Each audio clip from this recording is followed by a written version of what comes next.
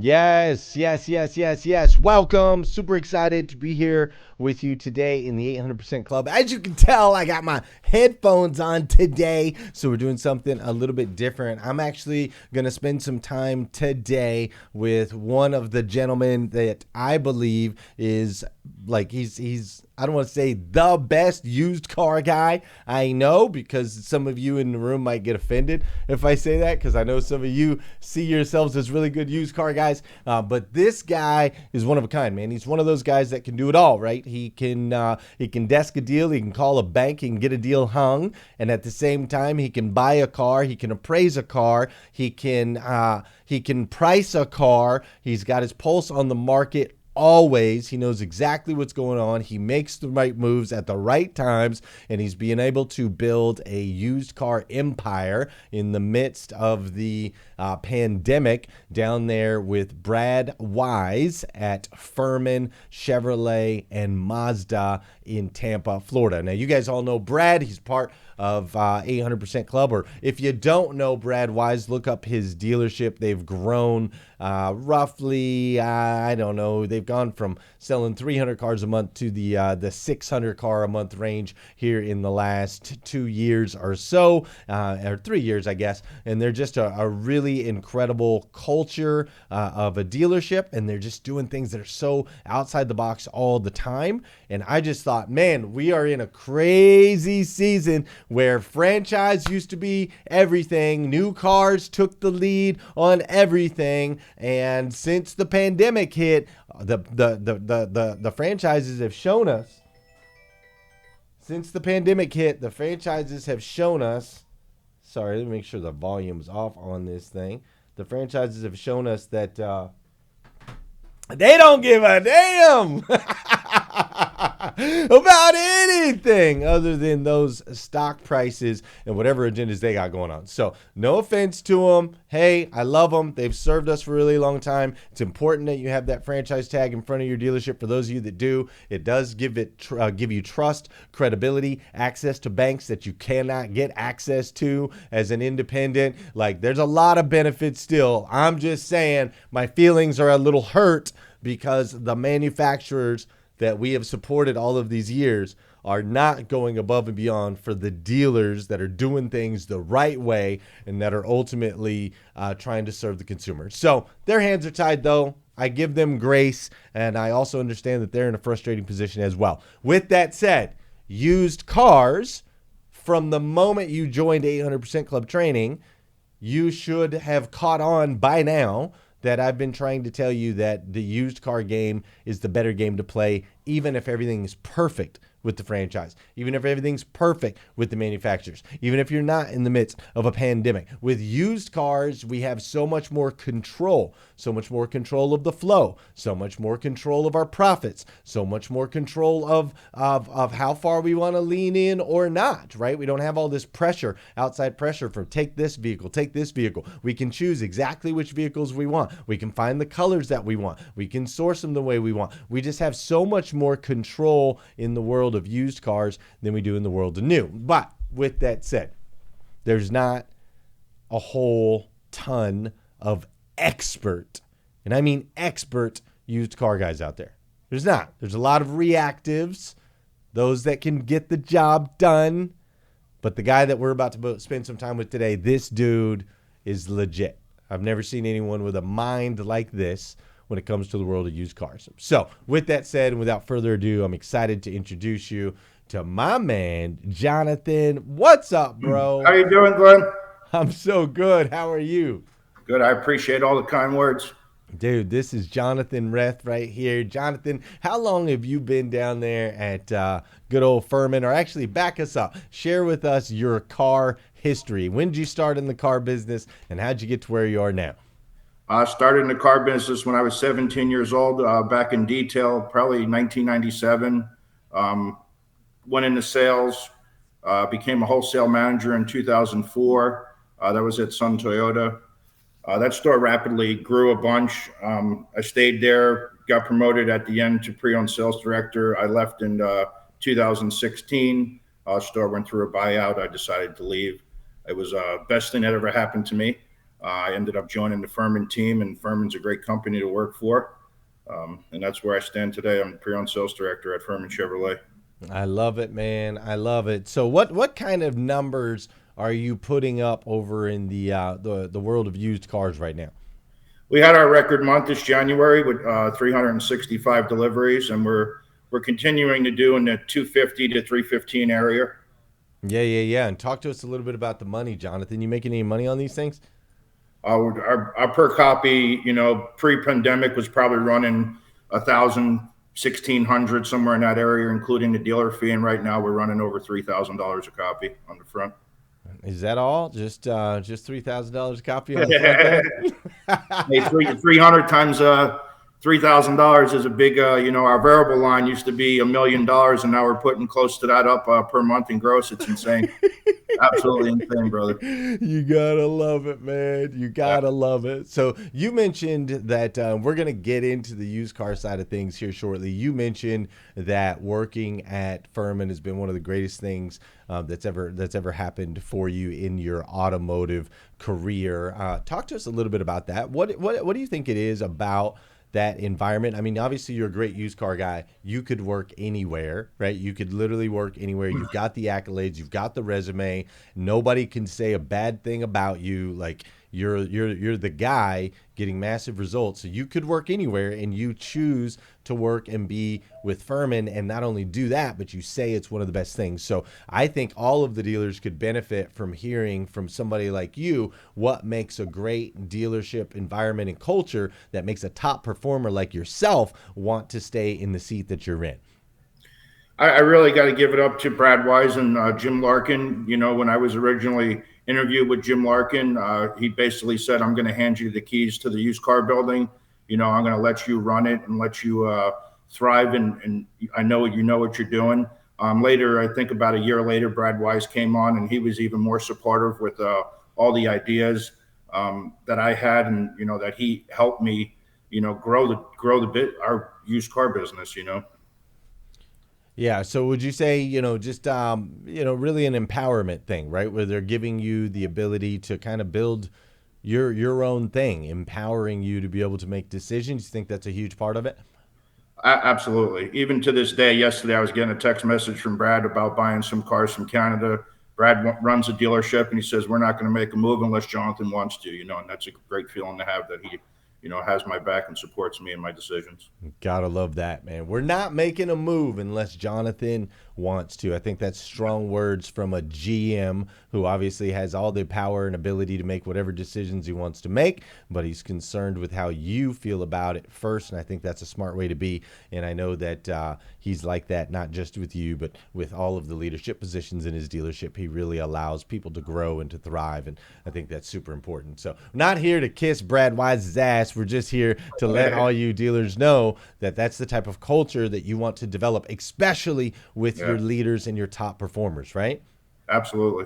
Yeah, man. All right, beautiful. So talk to me a little bit about the used car market. So the first area I want to dive into is I found out through working with you, and I didn't even realize this at first, but I found out that you guys buy and trade for tons of used cars, and you don't drive them. You do not take them for a test drive. Yeah, we don't. And that is so like mind-boggling for a guy, I was in the industry for 22 years, and I'd never seen a dealership that did not test drive the used cars. And then I found out that you do, and I think it's fascinating. So I would love for you to share, how are you able to appraise cars, put the right money on them, and do that without ever freaking driving them? Talk to me about this. This is fascinating. Yeah, and you're 100% accurate. I've been at the auctions for 6 or 8 years, and I watch a bunch of wholesalers show up to an auction, 1,000 buyers, and they just get in the lane and they buy cars. They show up 10 minutes before the auction starts, and they'll buy the cars. My thinking behind it is I'm not going to miss a deal because the car's got a slipping transmission, bad tires, stuff like that. I'd rather just trade the car, send it to the auction if something's wrong with it. And it usually does the money, because other people don't drive the vehicles at the auction either.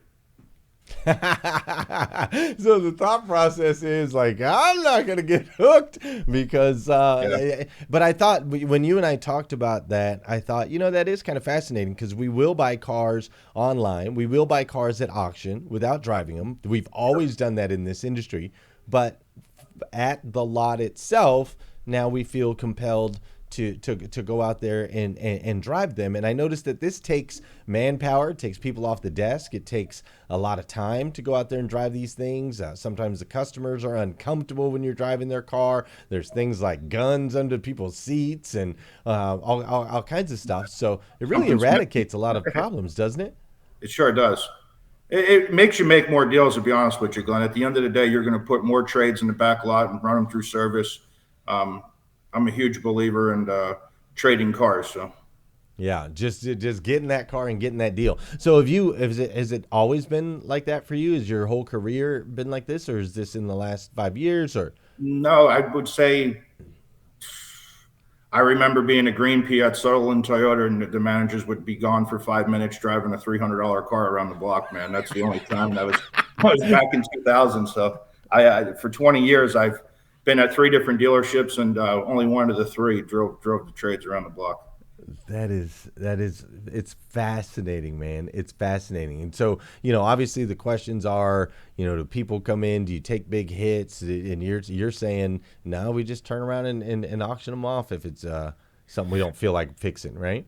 Or if we can't make it. Absolutely. We run a wholesale positive profit. Last month we wholesaled 108 cars and we ran $80 a copy. So we're real tight and close to the money. We do have cars that go to the auction and we make 3 grand on them, and we have another car that we send and we lose 3 grand on. But on the average, we're about $100 positive per car.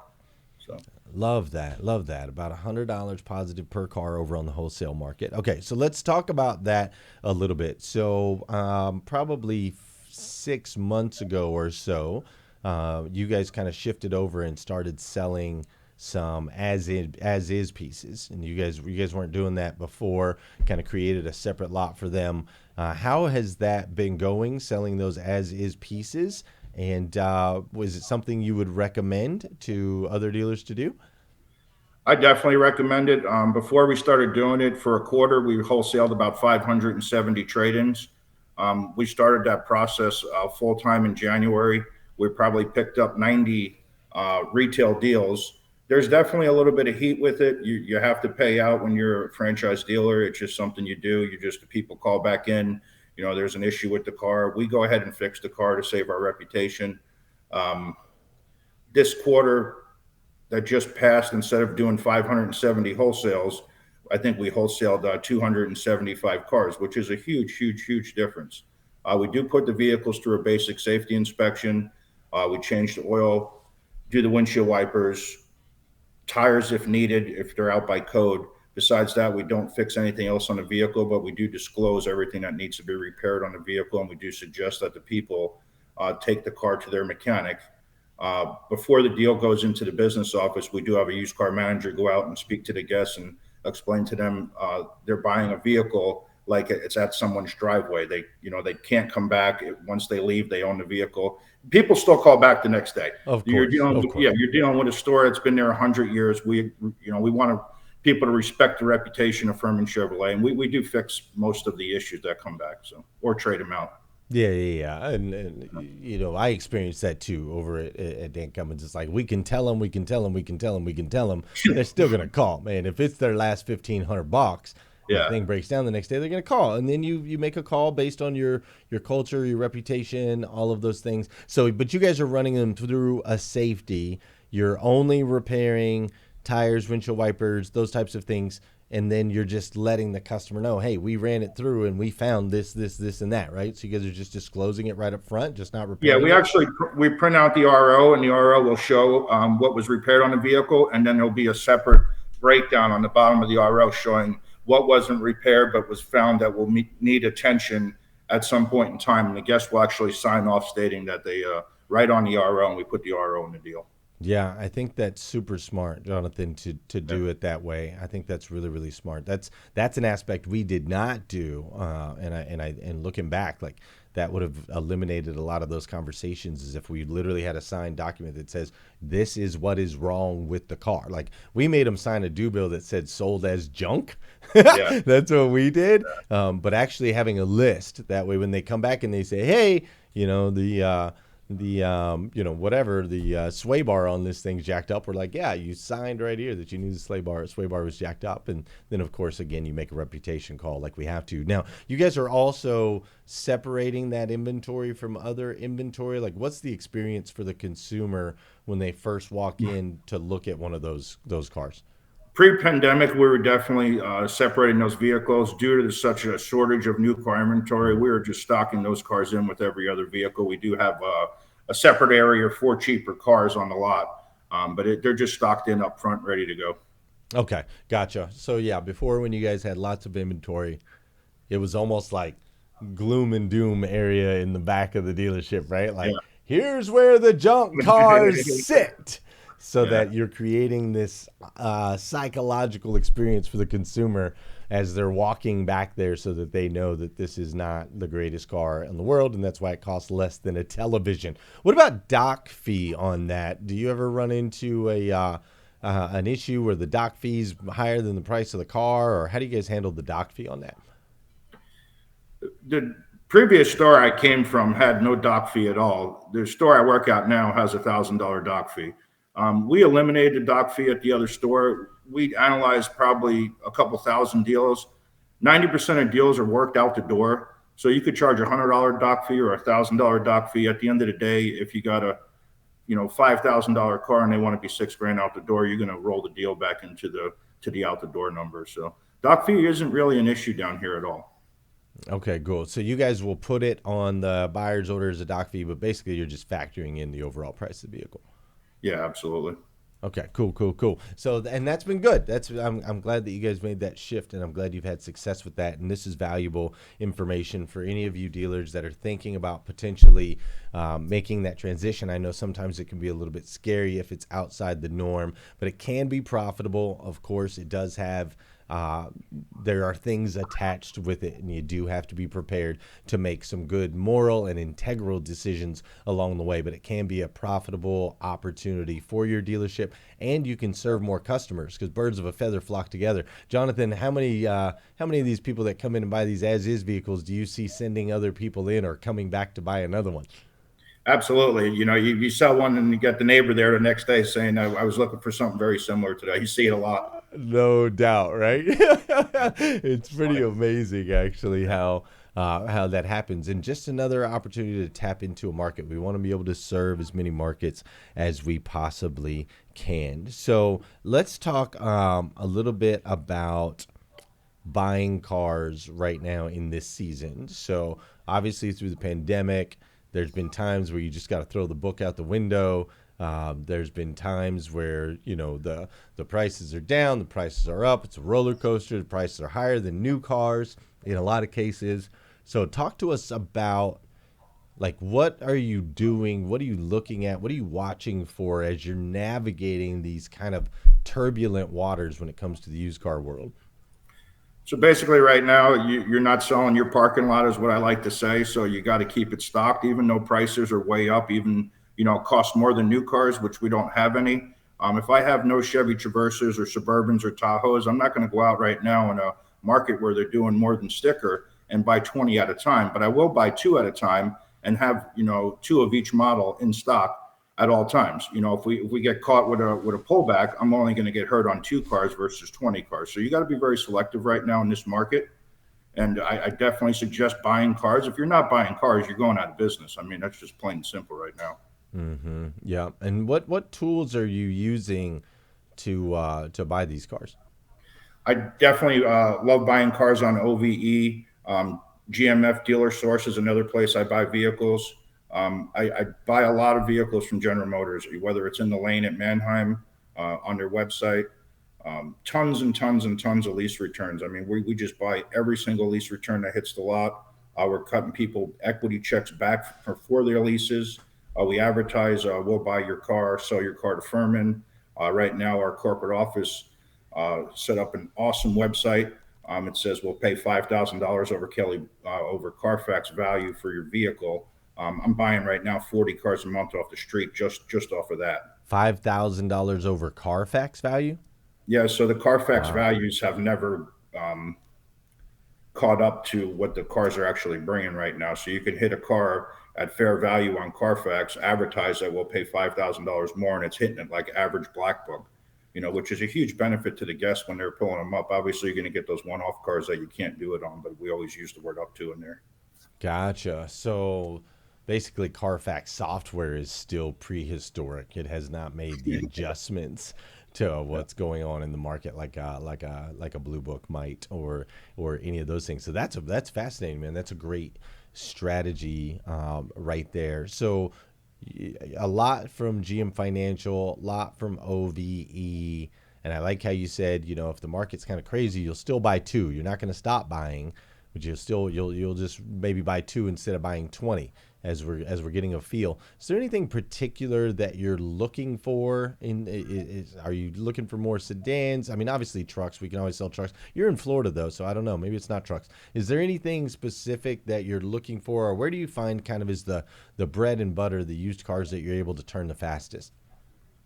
It's definitely going to be Chevy Tahoe, Suburban, Traverse. Those are the three top selling models for us. Believe it or not, I have a ton of trucks right now. My inventory for trucks is probably 40% of what we have in inventory. And I probably have another 40% SUV, and then 15-20% sedan, or, sports cars, Corvettes, stuff like that. And so that's yeah, I don't know. I guess didn't picture Tampa as a huge truck market. Is it two-wheel drive trucks? It is. It's mostly two-wheel drive trucks. Yeah. But you got to remember right now, the factory's only building Silverados. So what we're getting on trade is Silverados, F-150s, Dodge Rams. That's what's coming in on trade. So Yeah, got it. trading that Now, kind of stuff. and are you primarily focusing on staying on brand? Do you recommend that, or do you like to diversify the product lineup? I don't go off my brand, unfortunately. I've never done it in my career. I always buy my brand, even when I worked at Toyota. I will buy Chevy, GMC, and possibly Buick once in a while. I'm a huge believer in certified pre-owned vehicles. We took the store out of 2,000 stores. We took the store to number 4 in the country for certified pre-owned. Um, I just believe in that part of the used car process. So Yeah. I won't go out and buy an F-150. We're competing against the largest Ford dealership 3 blocks away. I mean, it's hard to go out and price that car into the market when they can sell their certified for the same price. So it's just I concentrate 90% on certified pre-owned. Yeah, that's interesting. That's quite a different strategy than what we had. When I was running the store over here in Paris, we went off brand, got all the stuff right, Toyota and Honda and Yeah. Nissan and we got all this stuff, but we also didn't have that direct competition right down the street. Obviously, we had competition, but just a little bit different philosophy, and we also didn't do certified pre-owns. We could not really make that work because we were being so competitive pricing wise with everybody else, and we couldn't see the value in it. But I know and I believe that certified pre-owned is really the future of sustainability, at least for the next little while we're dealing with these new car inventory issues, which I think the manufacturers are going to have you guys dealing with this for a lot longer than you think. And so I do believe in the certified pre-owned program. I just was never able to get mine like off and running. Can you share with us maybe some of the key components to a good, strong CPO program and how we get it to function and work and still be profitable? How I built it in the beginning, some other people at the store may have not liked it, but I would buy a ton of enterprise rental cars, current model years under 10,000 miles. That was a huge focus for me. And, some people say that you're going up against your own new cars, competing against them. You can buy the cars back then for $7,000 or $8,000 less than invoice. They're very easy to sell. You got to train a sales staff that, to switch to a pre-owned, you would get a better warranty than a new car, and you'd save several $1,000s. So that's just part of your training, your morning training process. Right now, you'll see those cars that I sold 3 or 4 years ago. They're coming back in for service. We are now either buying those cars off the service drive or they're trading in for a brand new car. So if you build a super strong certified pre-owned department, they'll come back to the dealership for work because the car's still under warranty. It's going to give you an opportunity to trade them out into a new vehicle. So it just drives your new car sales. It may hurt your new car sales for the first 12 months. A year, 2 or 3 years later, you're going to end up selling more new cars than used cars because those people are coming back into the dealership. Gotcha. So that's really the bread and butter there. Under 10,000 miles. So yeah, you're running up against your new cars, which right now doesn't matter because you don't have Yeah. any. But you're running up against your new cars. But I like that. I like that philosophy and just a whole lot of training behind it. That's really strong, Jonathan. Now, what about the actual flow, getting that car in, the additional cost that we're going to have in service department? Do you have an arrangement with service? Are you doing like buckets? Do they have a certain amount that they can spend on each car? Like how are you operating with the service department in order to make sure that these are profitable endeavors for you? The used car department is treated just like CP work. We pay full price.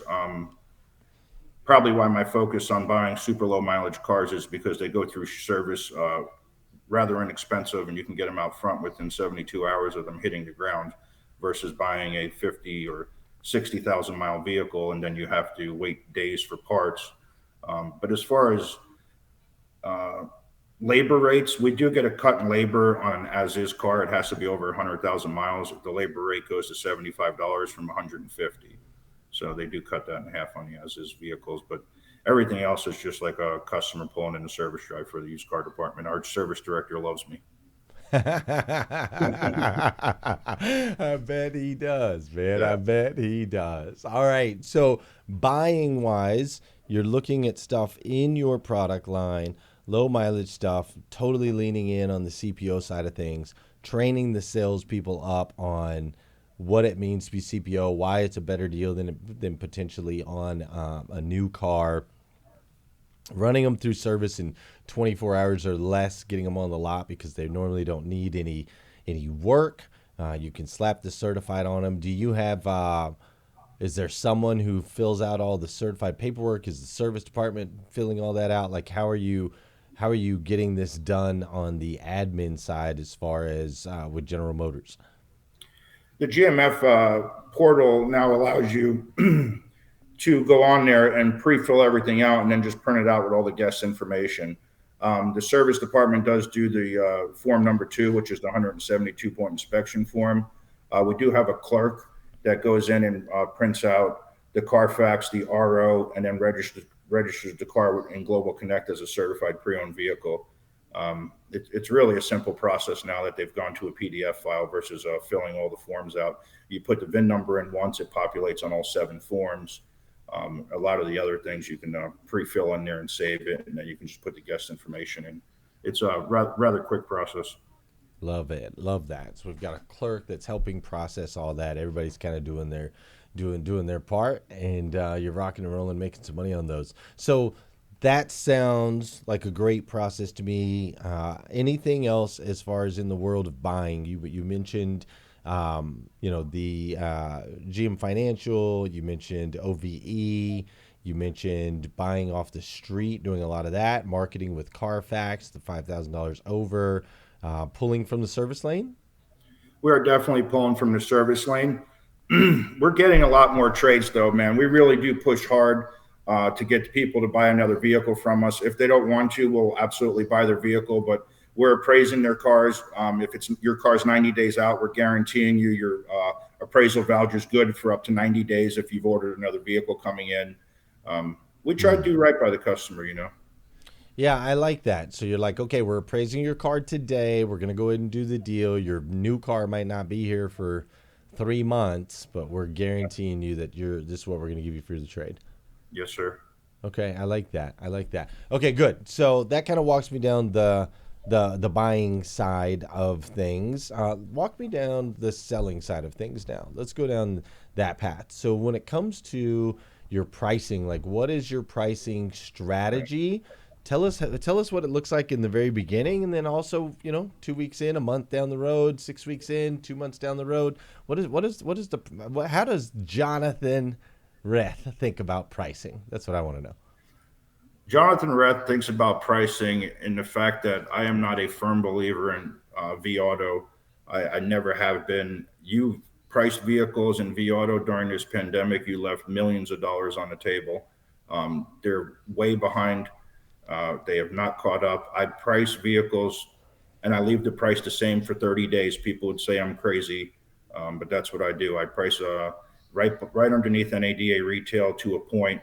Obviously, some cars right now, like you go to price a 2020 Silverado that's stickered for 42 grand, is telling you retails 57,000. I would only mark that car up 5,000. So if we took it in for 36, I'd price it at 40,988, and I'd leave it there for 30 days. At 30 days, I drop them, down to like a $1,500 profit. At 45 days, I'll drop them down to a $800 profit, and at 60 days, I'm at $1,000 loser, ready to go. I'm going to pick up the dock fee, wash out of the car, and hopefully pick up some back end. So that's really my philosophy right now. Let's talk about this for a second, one more time, real quick. Hold on. So you price it just below NADA retail, you said, right? Mm-hmm. No matter what type of car it is, no matter, that's just where you start. That's your starting point. Yes. And you try to buy it. You try to have about $5,000 spread at that point, right? If it allows, like for instance, Glenn, Right. I took in a 2020 Civic and we took it in for 19 grand, and 20,900 is all the market bears. I got an $800 pack, a 250 detail. That car's going out front day one as probably a $3 or $4 loser. So, Right. it's just in certain models, if we got the spread, I'm definitely going to price in real good. Okay, good. So you're going to go right below NADA retail, no matter what Viato says, no matter what the rest of the market looks like or is priced at, even if that says that you're like the 1% as far as that you're high, you're okay with that for 30 days. Absolutely. We get a ton of drive-by traffic. There's still people that don't look online and come into our store. We're on Car Row, they call it. You got 11 dealerships on our street. Saturday afternoon, someone just drives by, stops at the Honda store, and pulls in our lot. I'm going to get the full opportunity for the first 30 days. So that's just the way I feel about it. Okay, so would you feel so if you weren't on a strip with a bunch of other dealers, would you still have that strategy? Uh, if you're On core more product, absolutely. on your core product, yep, on your A cars, right? Yep. Okay, wow. All right, and then after 30 days, then you say you cut it to a $1,500 deal, basically. So is the goal where you want to be. So Yep. so you're basically discounting. So if you were at a $5,000 deal, then 30 days later you'll discount it $3,500, take it down to like a $1,500 deal. Absolutely within reason. I would, when I'm redoing a price like that, I'm actually using a little bit of the V Auto dial and try to dial the car in a little bit as far as what spot I'm in as far as pricing. When you're pricing it that second time, 30 days later, then you'll use the dial a little bit.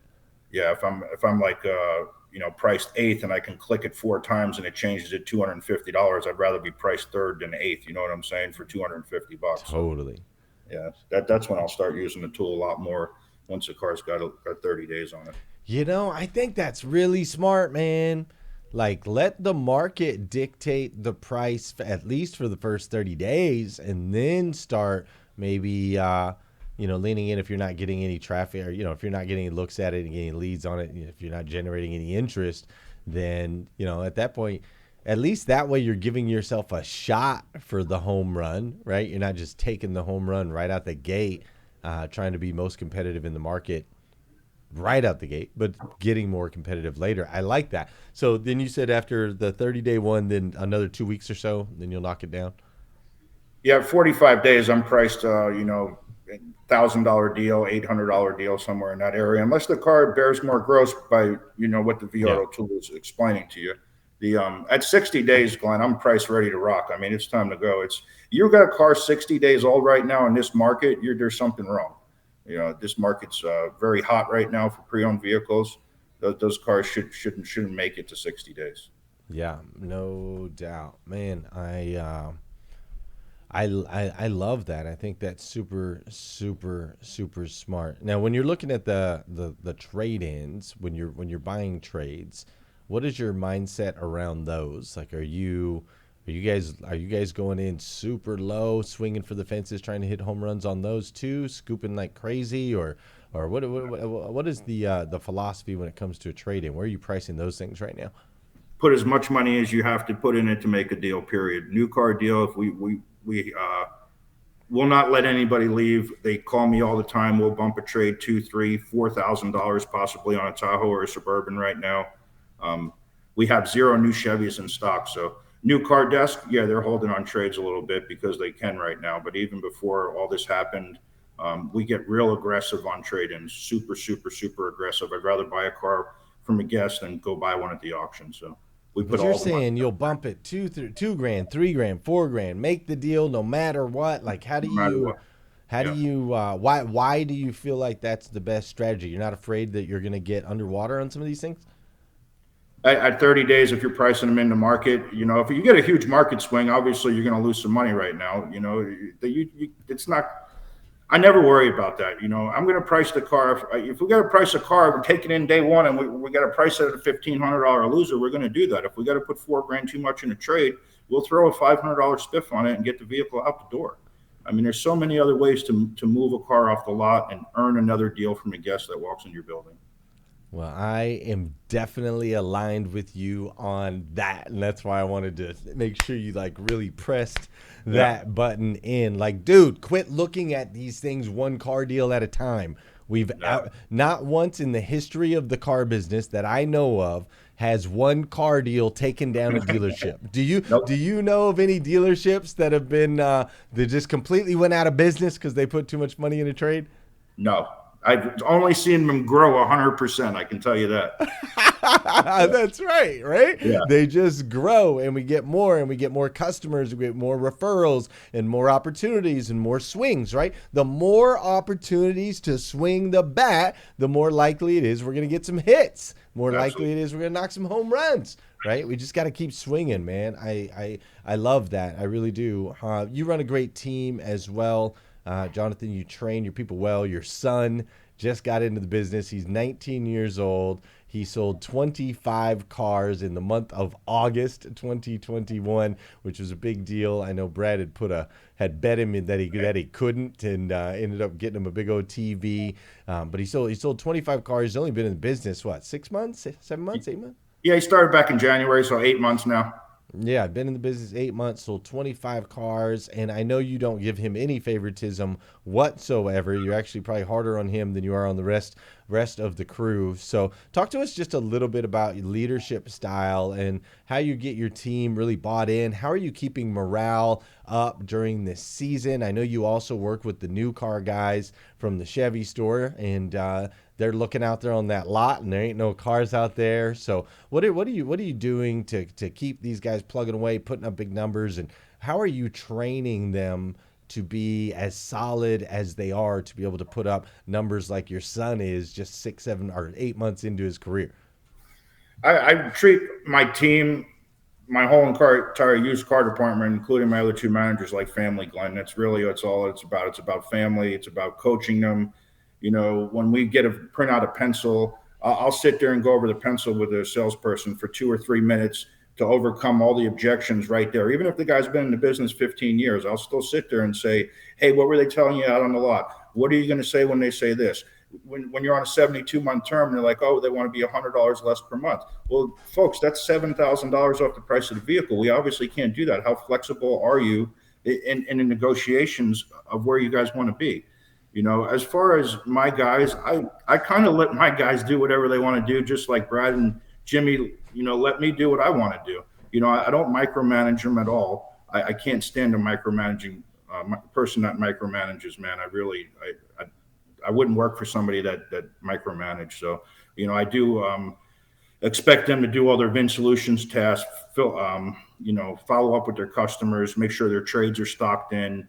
We do have 8:30 morning meetings every single morning. We talk about our fresh trade-ins. Woo woo woo woo.